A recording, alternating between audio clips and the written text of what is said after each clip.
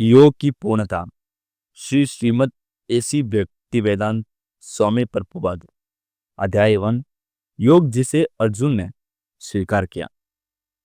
पाश्चात्य देशों में मुख्य रूप से इस शताब्दी के अन्य प्रकार की योग पद्धतियों का प्रचलन हुआ है, किंतु वास्तव में उनमें से किसी ने भी योग की पूर्णता नहीं सिखाई है।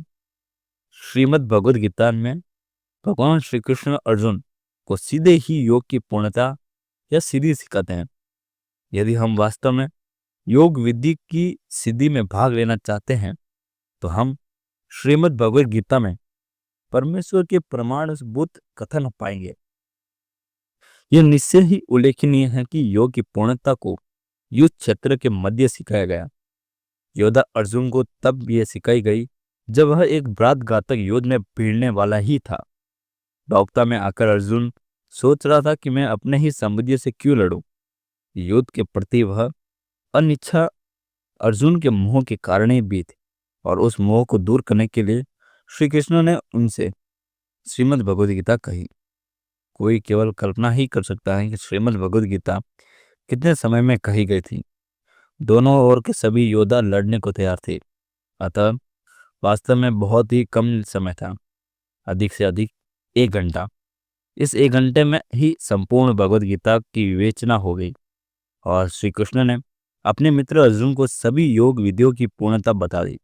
इस महान प्रवचन के बाद अर्जुन ने समस्त आशंकाएं छोड़ दी और युद्ध किया।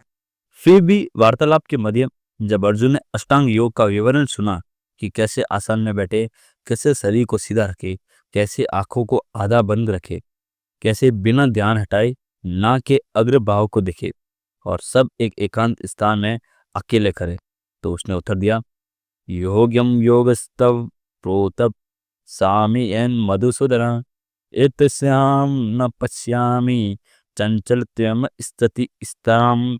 श्रीमद् भगवद गीता अध्याय 6 33वां श्लोक।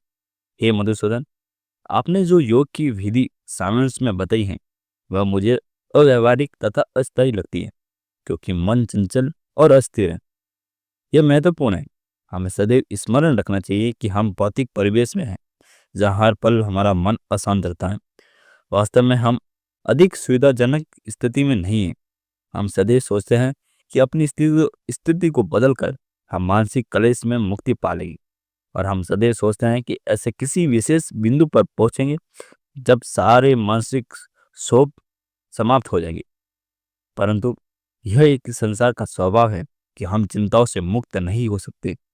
हमारी सबसे बड़ी दुविधा यह है कि हम सदैव अपनी समस्या को हल करने के प्रयत्न करते हैं, परंतु ये विश्व इस प्रकार निर्मित है कि हल कभी मिलते ही नहीं।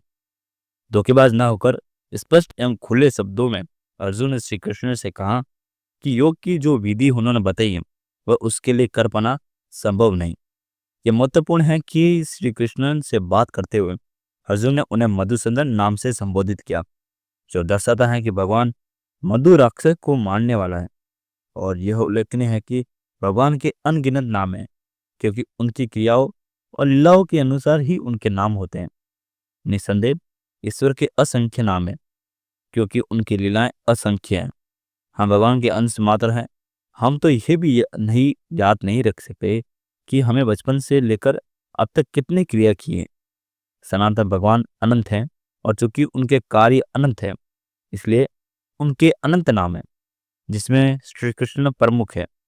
तो अर्जुन ने उन्हें मधुसूदन नाम से क्यों संबोधित करता है, जबकि श्री कृष्ण का मित्र होने के नाते वह उन्हें श्रीदेव कृष्ण कहकर संबोधित कर सकता था। उत्तर यह है कि अर्जुन ने अपने मन को एक बड़ा राक्षस माना, जैसे कि मधु राक्षस हैं। यदि श्री कृष्ण के लिए मन नामक राक्षस को मारना संभव हो तो अर्जुन योग की पूर्णता पा लेता। अर्जुन कह रहा है कि मेरा मन तो उस मधु राक्षस से भी अधिक बलवान है। कृपा करके यदि आप उसे मार दो तो मेरे लिए ही ये योग विधि अपनाना संभव है। यहाँ तक कि अर्जुन जैसे महान व्यक्ति का मन भी सदैव चंचल रहता है। अर्जुन स्वयं कहता है, चंचल ही मनम कृष्ण प्रमाति बलवद्रम तस्मेहम निग्रहम मनि वायुरीम सुदस्क्रम। श्रीमद् भगवद गीता अध्याय 6 श्लोक 34। मन चंचलम परमाति बलवान और दृढ़ है। हे कृष्ण, इसको वश में करना तो आंधी को वश में करने से भी अधिक कठिन है। वास्तव में ये सत्य है कि मन हमें सदैव कहता है कि यहाँ जाओ, वहां जाओ, ये करो, वो करो। वह सदैव बताता है कि किधर मुड़ जाए। योग विधि का सारांश चंचल मन को संयम में रखना है। अष्टांग योग में मन को परमात्मा में केंद्रित करने के वश में किया गया है। यही योग का संपूर्ण उद्देश्य है। परंतु अर्जुन कहता है कि मन को वश में करना हवा को बहने से रोकने से भी अधिक कठिन है। यह तो ऐसे व्यक्तियों की कल्पना करने में समान है जो तूफान को अपनी बाहें फैलाकर रोकने का प्रयत्न करे।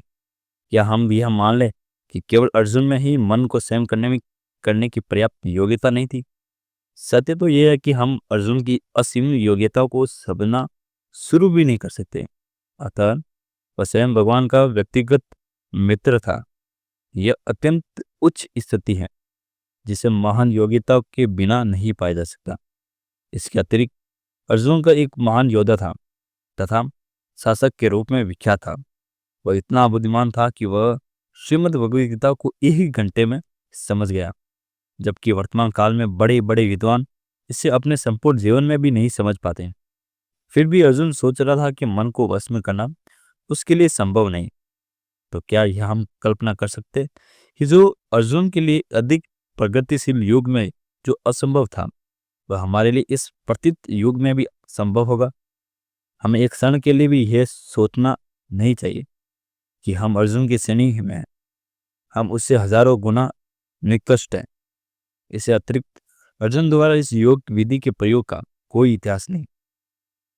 तो भी कृष्ण ने अर्जुन की प्रशंसा की और श्रीमद् भगवद गीता समझने हेतु वही एकमात्र योग्य व्यक्ति हैं। अर्जुन की महान योग्यता क्या थी? श्री कृष्ण कहते हैं कि तुम मेरे भक्त हो तो मेरे अति प्रिय मित्र हो।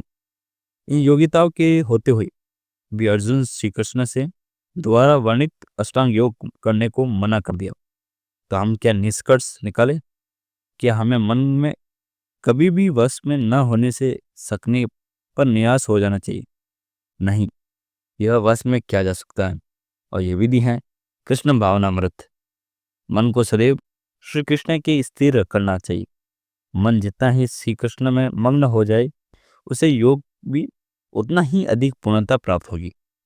अब हम श्रीमद् भागवत गीता की ओर पाए तो 12वें स्कंद में सुखदेव गोस्वामी को महाराज परीक्षित से कहते पाएंगे कि स्वर्ण युग सतयुग में लोग 1 लाख वर्ष तक जीवित रहते और उस समय जब वे प्रगतिशील व्यक्ति इतने वर्ष जीवित रहते तो अष्टांग योग करना संभव था।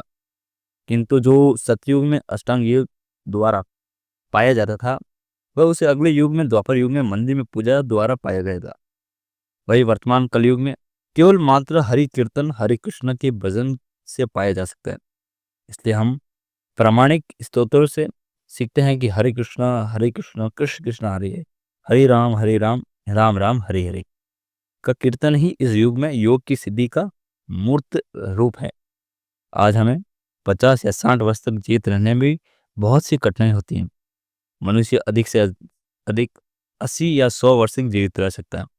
इससे अतिरिक्त ये थोड़े से वर्ष भी सदैव युद्ध, महामारी, अकाल तथा अन्य विघ्नों से एवं उत्तेजनाओं से भरे पूरे रहते हैं।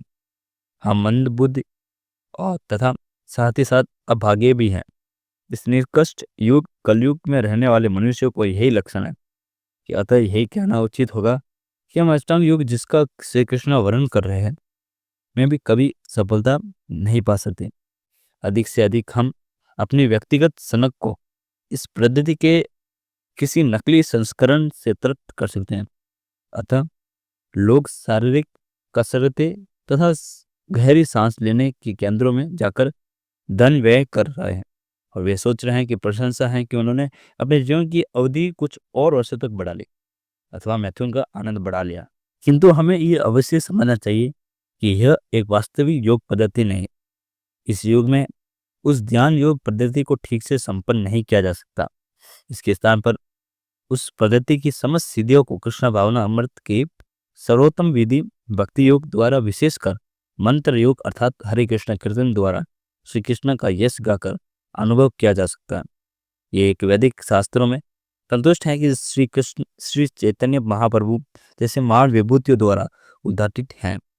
वास्तव में श्रीमद् भगवद गीता घोषित करते हैं कि महात्मा गण सदैव भगवान की कीर्ति या गायन करते रहते हैं।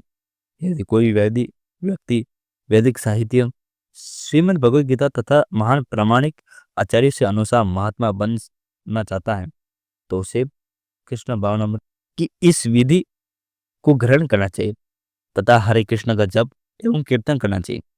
किंतु यदि हम पद्मासन में सीधे बैठकर किसी कर्तव्य की समान समाधि में जाने से संतुष्ट हैं तो अलग बात है। कि तो हमें यह तो समझना चाहिए कि ऐसे आडंबरी कर्तव्यों से योग की वास्तविकता पूर्णता का कुछ लेन देना नहीं। कृत्रिम औषधि से भौतिकता के रोग का निवारण संभव नहीं। हमें सीधे श्री कृष्ण से वास्तविक चिकित्सा ग्रहण करनी होगी।